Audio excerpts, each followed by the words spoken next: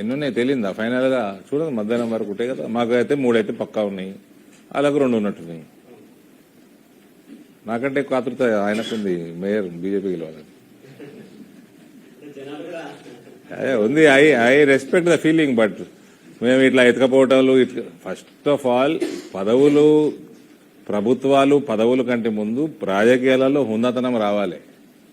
ఈ ఎతకపోవడం, వేరే పార్టీలో ఎతకపోవడు, ఈయన ఎమ్మెల్యేలు ఆడ ఎతకపోవడు, ఆడు ఎమ్మెల్యే అటు వేయండు, పోయిన వారంటే పోలేదంటాడు, కండ కప్పుకున్నాం అంటే కప్పుకోలేదంటాడు, వాడు ఏ పార్టీలో ఉన్నాడు వానికే తెలియదు. ఇదేం వ్యవస్థనండి? రిజైన్ చేసిపోండి పోయేది ఉంటే.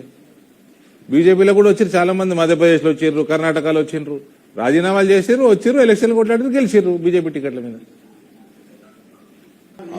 ఓట్లు వేసిర్రా అంటే ఇప్పుడు 43వ డివిజన్ ఉంది, బ్రహ్మాండమైన క్యాండిడేట్ పెట్టినాము. అవతల కాంగ్రెస్ క్యాండిడేట్ లాస్ట్ టైం ఓడిపోయినని సింపతి చూపించారట. మళ్ళీ ఆ ప్రజలకు నా మీద వస్తలేదు కదా సింపతి. ఎందుకు నేను కొట్టాడతలేనా? 7-8 ఏళ్ల నుంచి మా కుటుంబం కాంగ్రెస్ కుటుంబం కదా.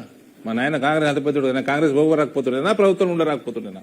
మేము ఐడియాలజీ కోసం మేము కూడా కొట్లాడుతున్నాం కదా. మరి నా మీద సింపతి చూపెట్టచ్చు. కాంగ్రెస్ వాడు ఎప్పుడో ఓడిపోయిన ఆయన మీద సింపతి చూపించారు కదా. అట్లా పోయినాయి కొన్ని వార్డులు, ఏం చేస్తాము? నన్ను అడుగుతావు, ఓట్లు నేనేసిందా?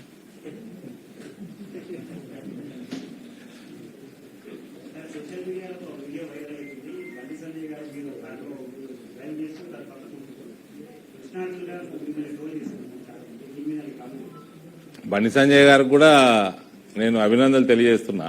ఆయన కూడా నా లెక్క 3-4, నేను 3 ఎన్నుకున్నట్టున్నా, ఆయన 4 ఎన్నుకున్నట్టున్నాడు. ఆయన కూడా డామినేట్ చేసిండు కరీంనగర్లో. ఇక కృష్ణా జిల్లా విషయం వస్తే బండి